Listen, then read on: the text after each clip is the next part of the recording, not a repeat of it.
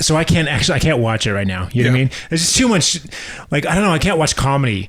Which, I mean, we're on a comedy podcast. This is what we do. This is what we do. I mean, I don't know, but I can't. You mean political comedy? Yeah, I can't watch. Well, even like comedy right now. I'm not. Everything's so bleak. I feel like right now. For me, is it that way for you? No, humor. You can find humor in anything, really, but it's like you got to have that sense of humor for you. By the way, I love your glasses. You get new glasses? No, these are my old ones. They look on point. They're transition, but they're like 40. I paid $44. Well, they look dope. Okay, wait, but sorry, you can find humor in anything. Is that what you're saying? What are we talking about? I'm just saying you don't need to spin it up here. So talk to me, talk at me. You don't need to take everything so seriously. You know, you find humor in everyday things, right? All right, so we're going to talk a little bit about masks. Are you okay with that? Or Like, no. If you say no, like just then I'll talk the about masks it later. people put on every day. We could talk about that. Okay. Like masks. Or literal masks. Like we're going to... Okay. All right. Just we'll dance around it. We'll talk around masks. Okay. Yeah. Like the cartoon mask? I remember that. The precautionary principle. Okay. I think I'm following you now. Are you familiar with the precautionary principle? Not particularly. I wasn't either. I wasn't either. But now I am. So basically, this was cited by our state, Utah, as one of 130 studies they shared with me on mask efficacy. Right? The idea is you have hypotheses, right? You test them, and when they're proven, they become like a law, right? Well, you have to test them multiple times, too. Yeah, right. So the problem with masks is we don't actually have robust controlled studies on masks, right?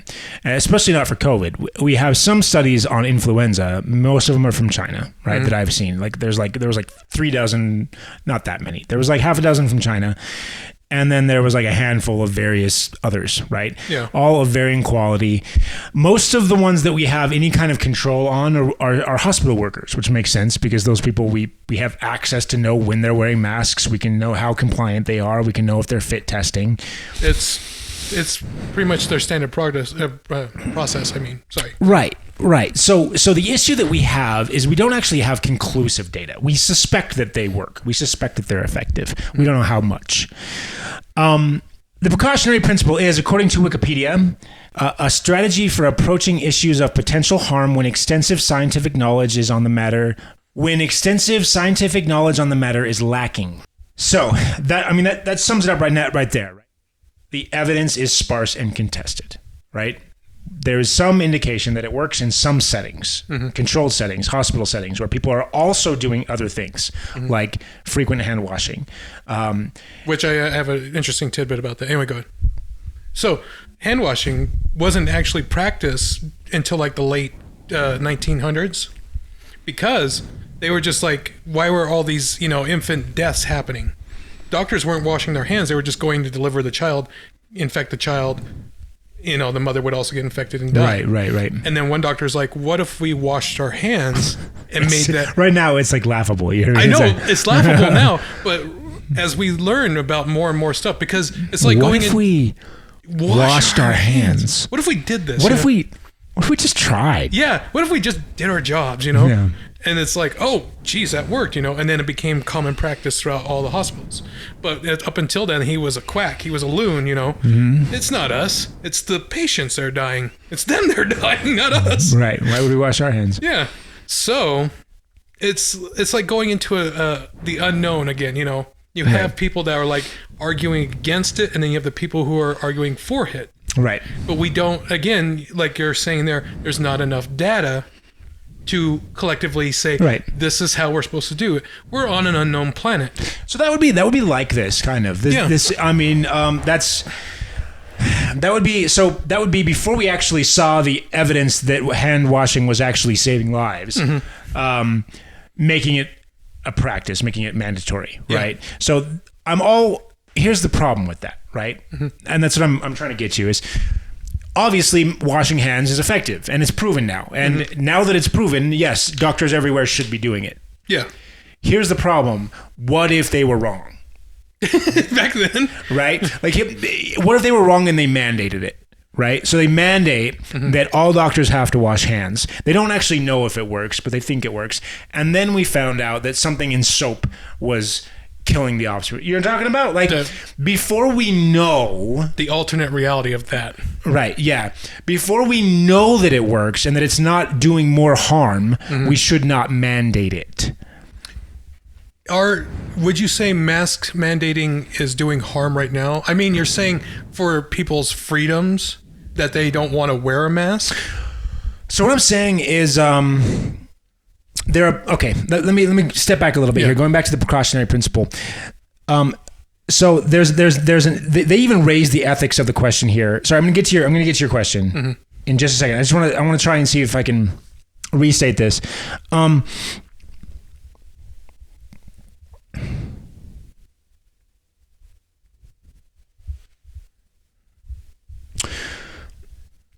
What I'm saying is that if you are unscientific in how you regulate behavior, so it is unscientific to make a statement such as, masks work, right? Blanket factorial statement, hand washing works. It is, even if your gut instinct tells you that it probably works, it is dangerous to assert that it works if it has not been proven.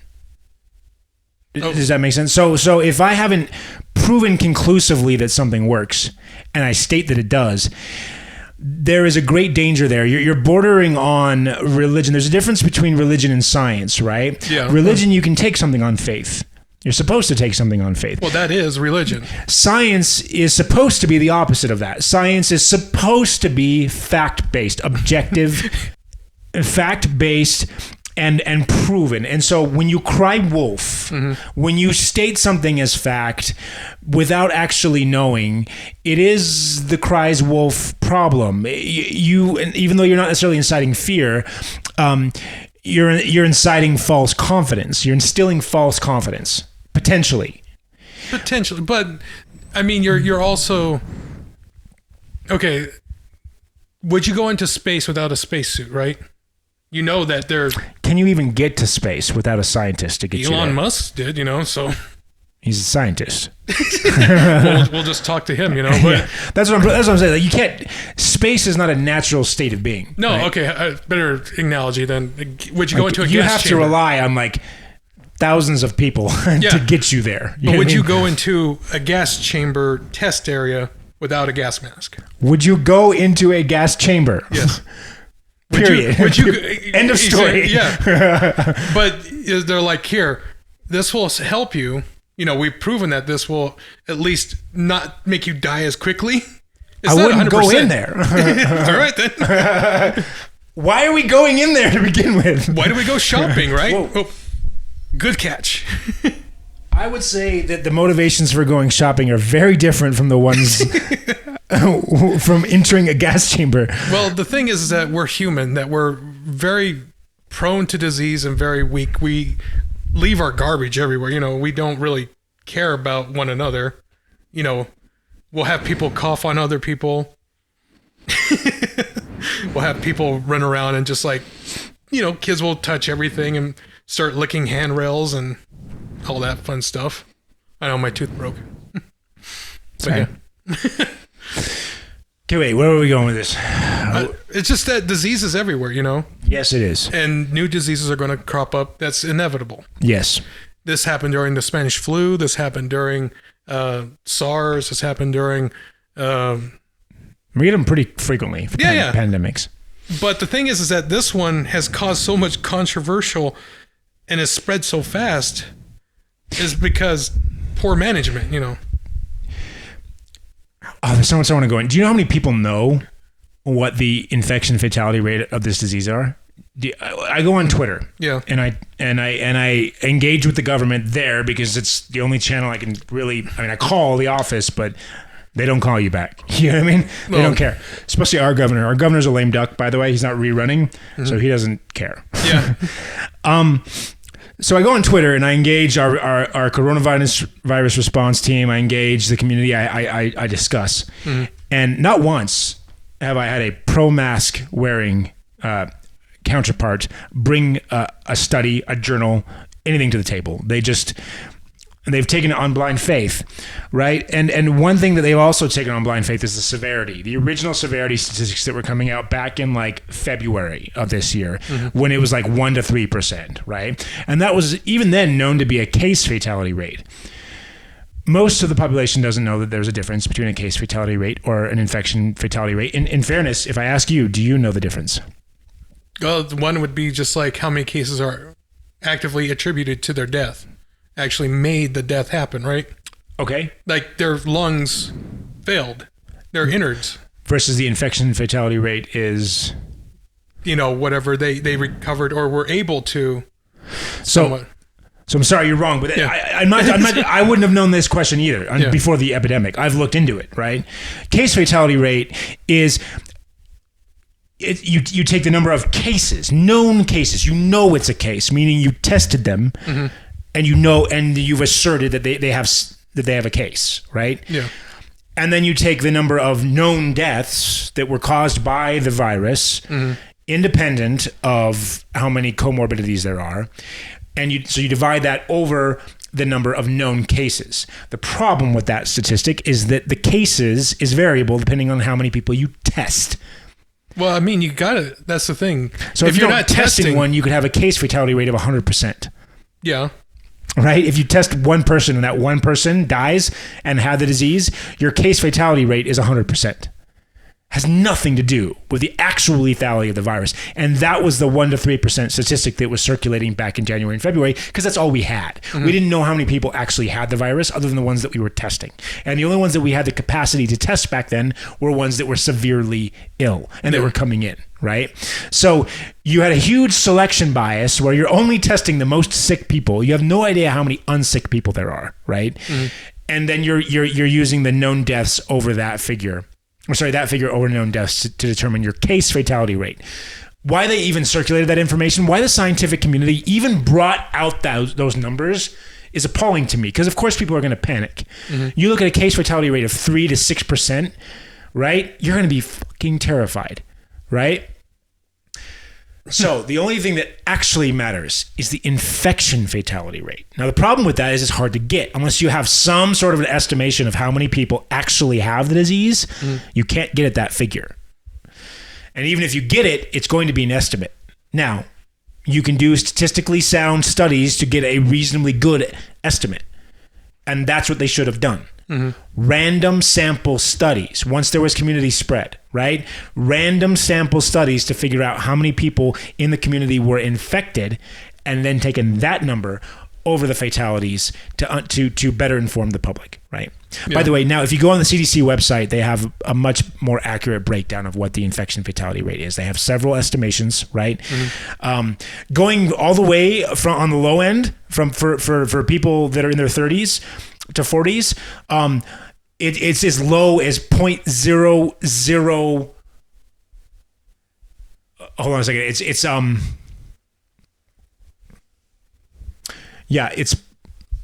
not. I gotta get this right. Hold on, Alex. I'm gonna pull it up right now. I'm gonna pull it up off the CDC website. Make sure I don't get it wrong. Well, then there's people like me that I don't have an immune system, so. Okay, so they have lots of scenarios listed. I'm going to go with their current best estimate, right? Which it's I think, based off of anyway, current best estimate for people, it's 0.0002. So that's 0.02%. It's not 1%. It's not 0.1%, which would be 1 out of 1,000. It's 0.02%, which is like 1 out of 5,000, right? It's insane, right?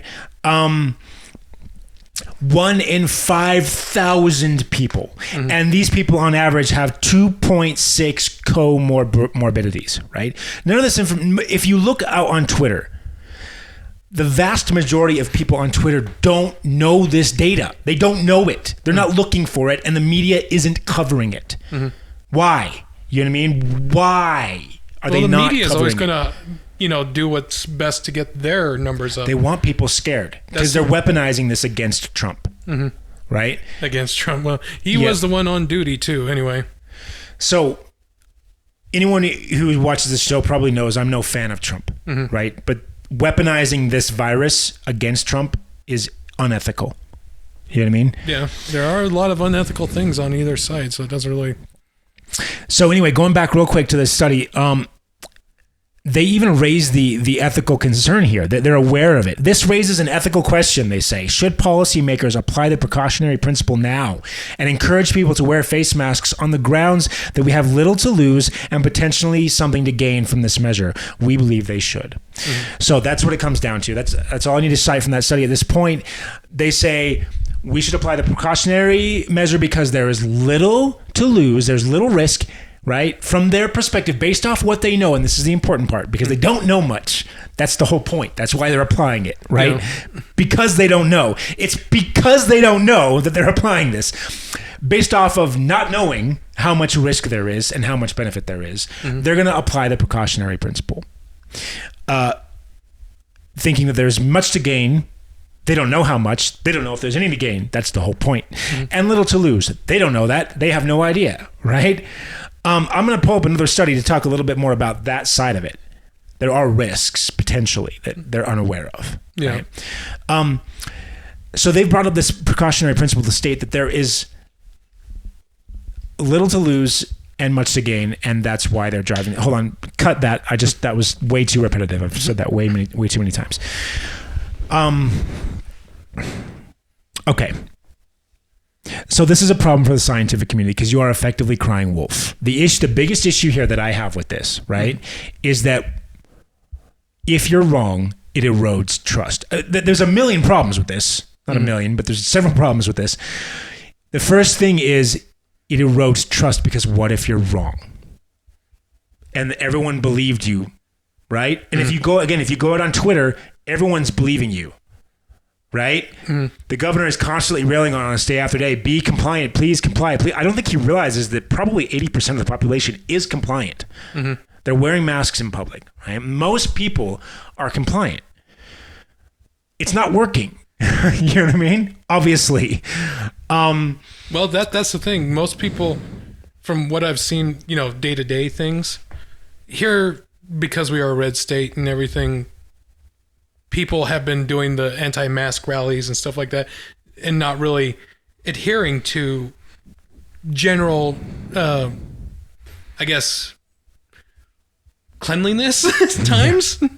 Because I've seen little kids like on the, going up to the escalator and just like putting their tongue on the edge and like... That's my whole point. Like they force kids to wear masks in school. Yeah. Freaking preschoolers. I mean, these people are picking they're reaching around their necks. They're reaching around their masks, picking their nose, putting it on their partner's, freaking like notebook. Well, they exchange masks too. Yeah. And okay, but good. They've got their masks on. There's another thing too. You have to take off your mask to eat. So you can walk into a restaurant. There can be someone 3 feet away from you chomping down on a burrito, whatever, right? And no, nothing wrong with that. Burritos are great. But the point that I'm trying to make is, right? They're breathing out all kinds of hot air through their mouth. Not even, you know what I mean? Just blah, blah, blah, right? Chomping down on that burrito. You ought to wear your mask to walk into that store. You turn around, you sit down, 2-3 feet away is your table. You sit down and you immediately take off your mask. Do we understand there's only one reason why this is passing? Right? Because obviously there's a logical disjoint there. That somehow the mask is doing something for the 3 seconds that you walk in through the door. And then suddenly, because by virtue of the fact that you wore the mask into the restaurant, somehow you are then protected as you eat, as you dine, right? Because of... Well, it's obviously stupid and obviously logically flawed, but people are accepting it and the government's pushing it. And do you want to know why the government's pushing it? Because they can't afford to lock down again. They can't afford to do the lockdown. Yeah. Well, the lockdown, it might actually go back because, things are escalating more because people are getting more and more sick. Well, not more and more, but having new cases all the time, Yeah. They might bring it back. Yeah. So here's the problem. If you're a business owner and you tell the governor that the lockdown's going to break your business, and he says, well, what can I do? Right. Well, if I'm a business owner, it would be great if I could fund a half-A study to show you that wearing purple socks will protect you from the virus. Just go with me, governor, right? Look, tell the people to wear purple socks. We've got a study right here that says purple socks work. Purple socks up, everybody, right? That's what happens, right? You push these studies because purple socks are better than a lockdown from a business's perspective. That's why we have masks, right? The masks were pushed, as an alternative to lockdowns. That's why masks work suddenly when they didn't. You even had Fauci 6 months ago saying that masks didn't work. Why do masks work now? Because business owners need to stay open. And I agree with them, frankly. To be honest, to be fair, if you're a business owner, you should have the right to stay open. You shouldn't have to lock down. But you should also not have to force your tenants to wear masks to enter your business, right? And we've reverted to that as a way, as a compromise. It's a coping thing that we have to do right now because, it's like you said before, you've shown studies and stuff like that, but then you're saying no one else is showing you counter studies or anything else. No one will. If you go on Twitter and you tell people that you are against masks, you will get a lot of hate. Well, yeah, because it is not. You're not virtue signaling at that point. You're not part of the. You're not a good guy anymore, right? Because you don't care. It's what the community thinks. It can't be possibly that you've looked at the data, right? They assume immediately that you don't care. So, you go on Twitter and you make that statement, you will get yelled at. And if you bring studies, they will cite things like, oh, you can find a study for anything, right?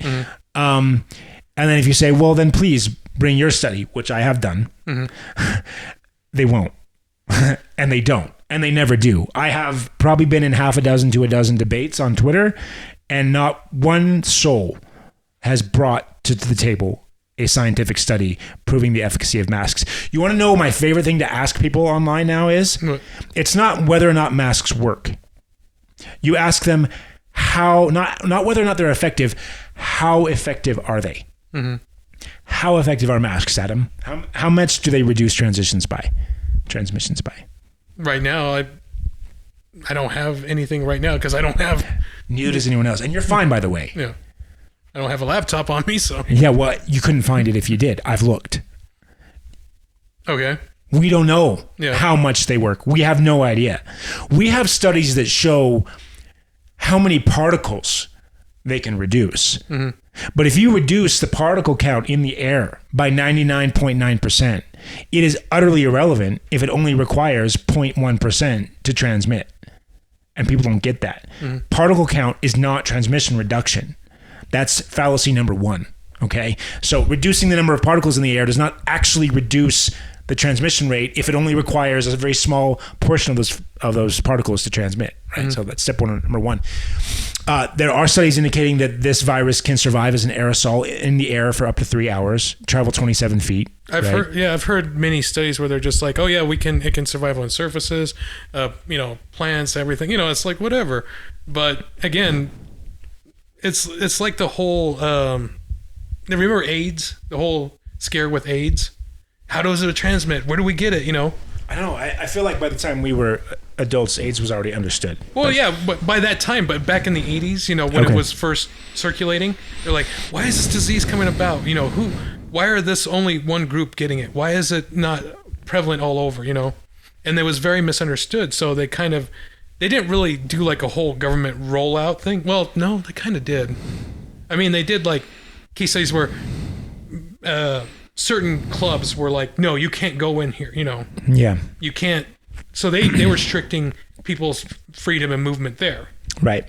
And then other, the stigma of, if you're gay, you get it and all this other stuff. So, that spreads misinformation and a lot of, not understanding the actual cause. Yeah. goes wild. And it's How like long did it take us to actually understand AIDS? it took us at least until late 90s, I would say, because it was like 95, 96, and this started back in the early 70s.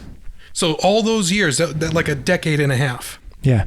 So how well do you think we understand Corona right now? We don't. That's the thing. We have no idea. We know that it does X, Y, and Z, right? But we don't know the beginning, the trend. We can go back and find out where it originated from. It's like Outbreak. You ever seen that movie?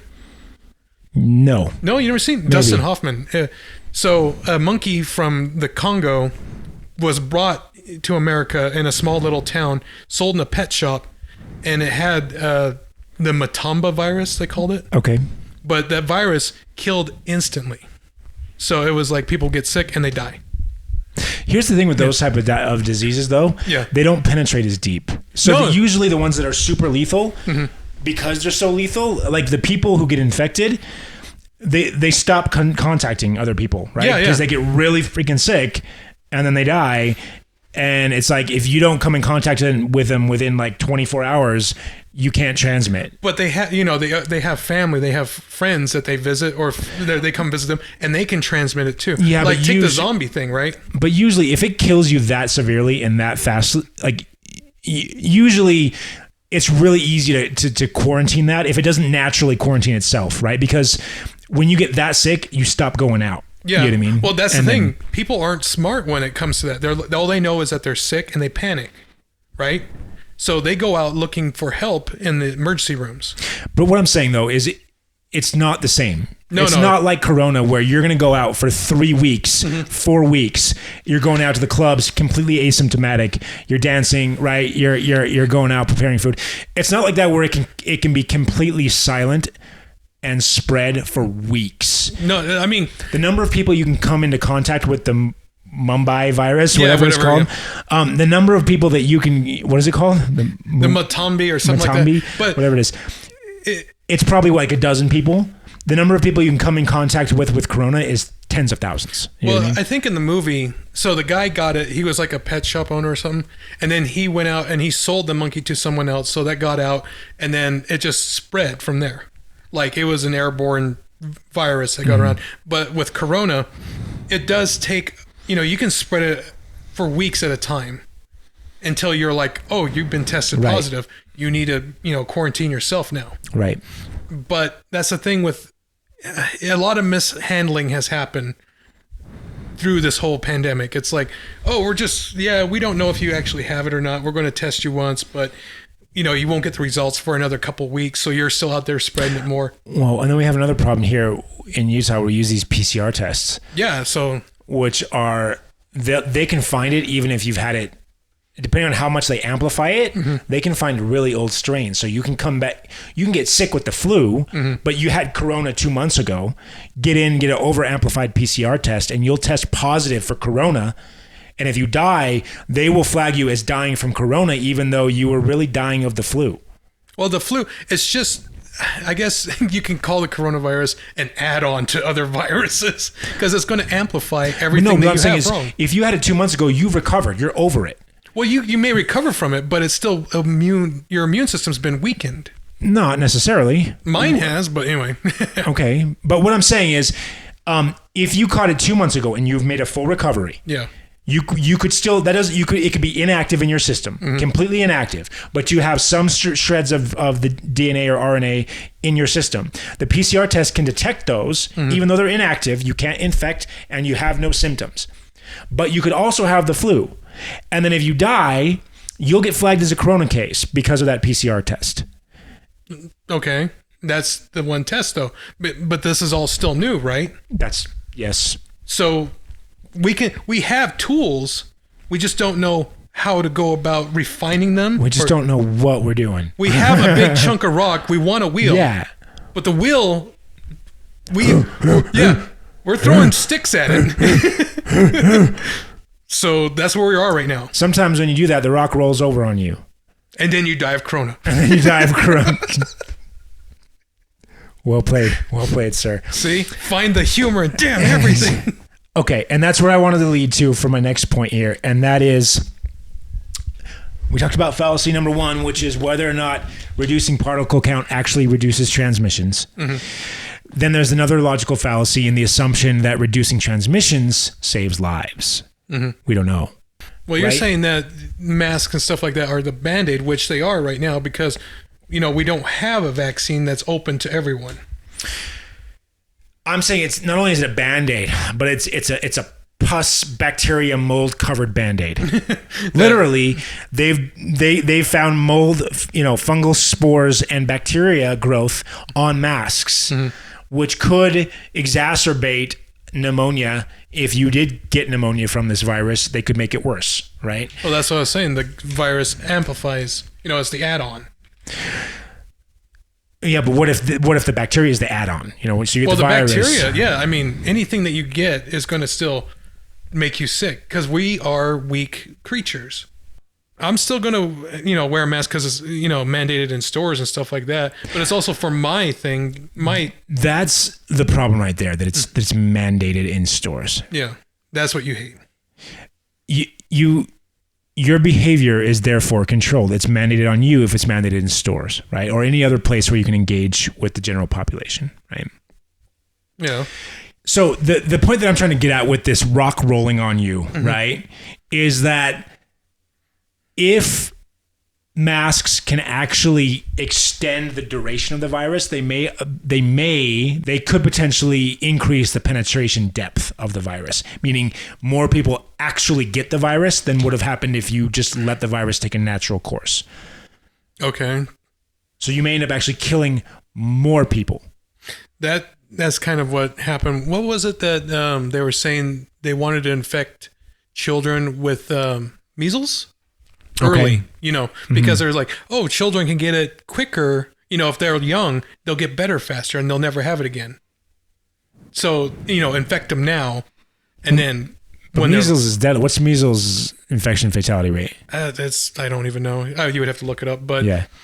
That was the thing back in the day. They're like, oh, yeah, we're going to have our kids play with these other kids who have measles, get them infected.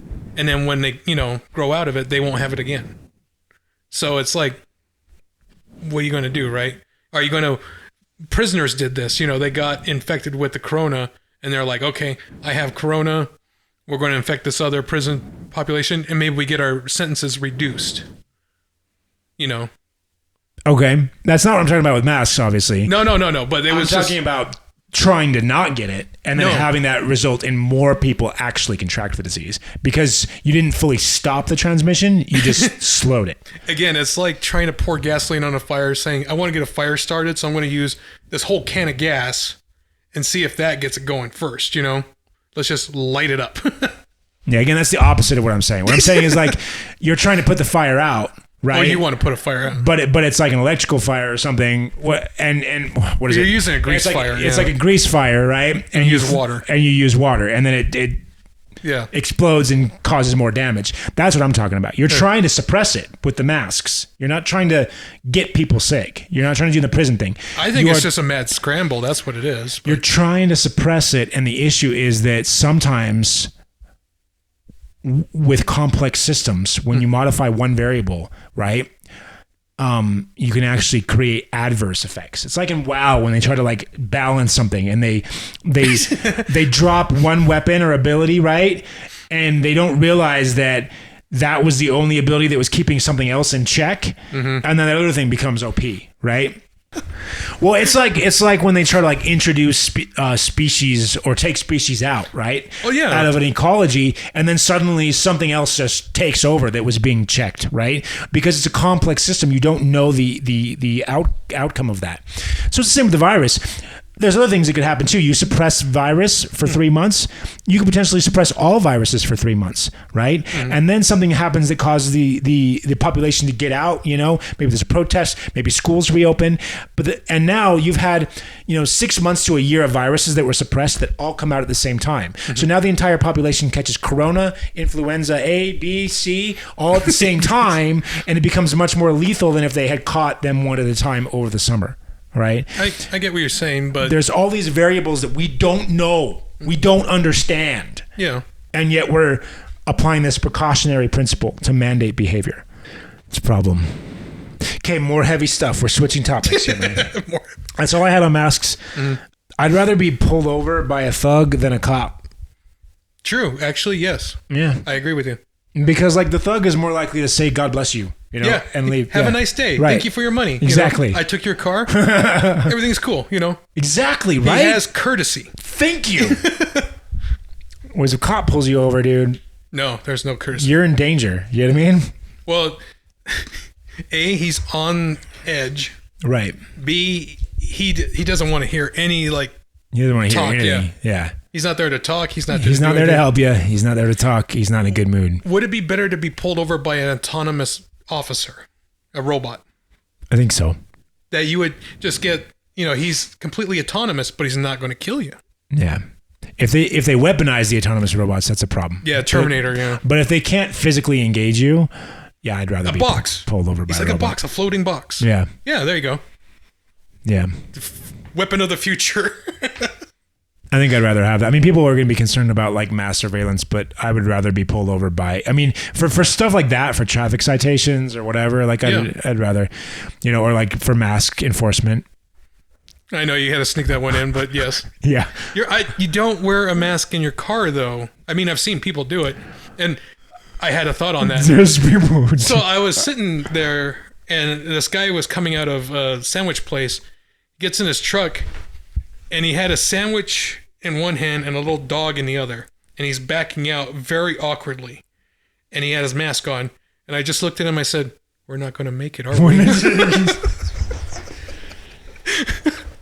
That is exactly what de-evolution is, my friend, right there. That is a picture. That is like a perfect picture painting of de-evolution. I had that scene from Terminator where he looked at the kids shooting each other with the fake guns. I'm like, we're not going to make it. We're not going to make it. No fate, but what we make. It's carved in no fate.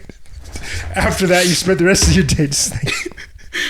Wife comes in, what are you doing? No fate, but what we make.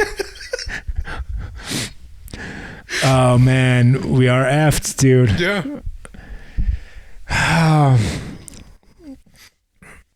Richard Pryor was in Superman 3? Yes, he was. What the hell? He was a bad guy. He was the bad guy? He was the bad guy. Shit, I gotta watch this movie. I haven't even seen it. Superman 3 is not the greatest. It's Richard fucking Pryor. Richard Pryor is nice. If you want to see a good one, Hear No Evil, See No Evil. That's a good one. That is a good one. Yeah. Yeah. I'm gonna watch that again. What was the other one where they're like escaped convicts and they had to go to a rodeo? Oh, yeah. I know what you're talking about, but I can't remember the name of it. Yeah. In that movie, though, his wife was saying, you know, she did an interview. She's like, I can't really watch that movie too much because it's when he had a lot of his drug problems. Oh, shit. Yeah. So she's like, why do some of the best comedians have drug problems? You know, like I guess Mitch Hedberg, right? Fucking. Look at Robin Williams. Look what happened to him, right? Robin Williams, Richard Pryor. Fucking amazing. Like just geniuses. Comedic fucking geniuses. You know what I mean? I think it's just about the pressure that they go through. It's like, hey, you know, you can make me laugh. Well, here's the thing about comedy, dude, that I've been trying to write jokes, right? Mm-hmm. For a little while for the show, you know? And it's I think some of the best jokes, if I've ever written jokes that I think were actually funny, the ones that are the best are the ones that come from pain. Yeah, like a sad situation because you're trying to make yourself feel at least a little better, you know. And it's weird, but some of the things, it's like when people can relate and when it's true, sincere pain, mm-hmm. like that's the chord that you strike, right? Yeah. That it's like, I don't know what it is, something about it. I have notes on it, but yeah, there is something about pain that resonates comedically with the right surprise or the right punchline. You know what I mean? It just, mm-hmm. It's interesting, but to write comics, I almost feel like to be a really good comic, you know what I mean? Like extraordinary. Yeah. You have to suffer. You do. Almost. I mean, you know what I mean? You got to know what it's like to go through certain aspects, you know, that have life just throw everything at you and take the rug out from underneath you. Yeah. And then you get up and go, well, that could have been a lot better, you know? Yeah. And you go, well, keep moving forward. But after you have those, and I've seen comedians where they struggle, where they don't get it. I've seen comedians like you. Did you see the Joker movie? Not yet, dude. No, I want to watch it. His sense of humor is warped. You know, it's all dark, right? Right. So anything dark is humorous to him. But everything that he says, like he's like, "Oh, tell us a joke," and he's like, "Knock knock, I'm sorry, man, but your son was in a car accident. And he laughs at that, and they're like, that's not funny. And he's like, I'm sorry. He's like, I'm tired of pretending that things that aren't funny are, That's how he thinks.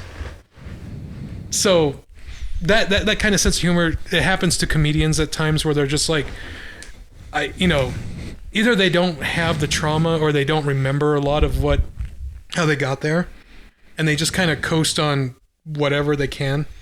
They become less funny. That is something that's interesting.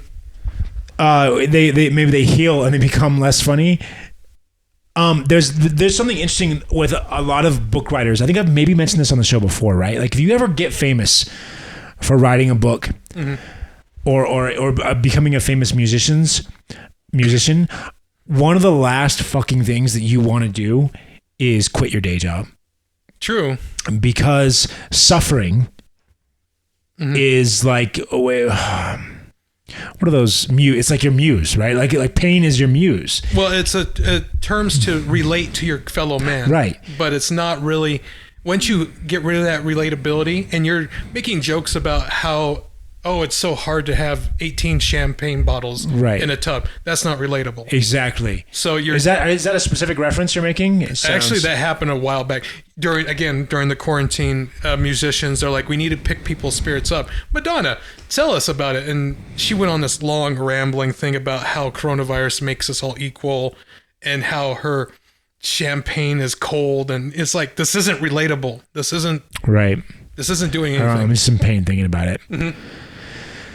That's the thing and that's interesting too. So Katy Perry was doing a big push. I know this because her ad for her music video kept showing up on my freaking YouTube feed like every 5 minutes. What are you searching to get Katy Perry? Hey. Yeah. Shh. California like, girls. Uh-huh. No. You go to your search history and it's like, what are all these porn star names doing here? What's this Asmongold one? But it's that like, gotta get back that smile, I don't know. Anyway, I was reading an article, and it's like a clown video. I don't know. It's like a dark clown. I don't know. Anyway, okay. It was like on replay constantly. You know what I mean? Mm-hmm. On YouTube, and I was so mad because he kept going. I was like, look up. You can't force me to listen to your freaking song. You know what I mean? They will, but anyway. And so, but it's interesting because I read an article about it that her album sales are struggling. And one of the interesting things they brought up is it's just so off. It's like about her getting over some of her personal problems, kind of, you know what I mean? But it's like, I don't think you understand where the world is right now. Yeah. You know what I mean? Like no one wants to know about that. Cares about your like wealthy, successful, you know what I mean? Yeah. Like personal problems right now. Like we're all on the brink of war in some of our minds. You know what I mean? Like we don't care. Yeah. That you got back your smile because we can't smile right now. Yeah. And no one can. You know what I mean? Yeah. So you make a new song about like, what's it called? Unpaid hospital bills, Right. That's relatable. Yeah, exactly. Right now, and it's kind of interesting because we talked about that at the beginning of the show, like me not being able to like watch comedy right now. Mm-hmm. I can't. Like I'm Are you numb to it? I'm kind of just, I can't relate to joy right now. I think maybe you've gone so far into logic that, you've just kind of like disconnected yourself from that side. It would take a little bit of work getting back to it, but it's doable. Maybe I can just force it on people. No, that doesn't really... See, you don't want to be the comedian going, now this is funny because I find it funny, Yeah. You don't find it funny, but I do. Like, okay, what's that comedian? The Man in the Moon, Jim Carrey played him. I don't know. So his comedy was funny to him. Oh, I think I know what you're talking about. But yeah. I didn't see the movie, but yeah. Yeah, so it's like he would have a guy he hired in the audience and he would just berate him. Okay. So he's like, you like eating dinner, huh? Yeah, here's some water on your head, How about that? And the guy's like getting really upset. And he's an actor though. He paid him. Okay. So he's just berating this guy. And then, Andy Kaufman, that's his name. Yeah. So, it's like you find this funny, but how many other people are going to actually be a part of that? You know, I didn't hear anyone else in the room laughing, but you know, you guys found this hilarious. You know, it's like the people that call up a fake bomb threat, you know, and they find that hilarious because that's funny to them, but not everyone else. Yeah, it kind of comes from your experience, right? Like to them, that's funny because maybe they can relate in some sense because of pain. You know, they have some sort of pain that is so dark and bleak that type of a thing is therefore then funny because it's relatable. Kind of like the Joker, but yeah. Yeah. It's interesting, yeah, because I think your humor comes from what you can relate to a lot, you know, and your joy too. Again, your music, what you love, you got to be able to relate to it. And right now, artists, I'm curious to see what this does to change music culture over the next couple of days. You know what I mean? I think we are going to go through an evolution of. We could use another renaissance, another rebirth, which would be interesting. Yeah, and we might just an explosion of ideas. You know, we might go through one right now because people aren't picking up the same thing that was being put down last year. You know what I mean? You got to go through a few plagues before you get the Renaissance. You gotta see, gotta do it. Gotta go through a few plagues before you get that Renaissance. So brought about to bring on the Renaissance. Some crazy Mozart out there is like, I'm gonna change the world right now. Yeah, I'm gonna give it back Corona. Put it back on them. Yeah.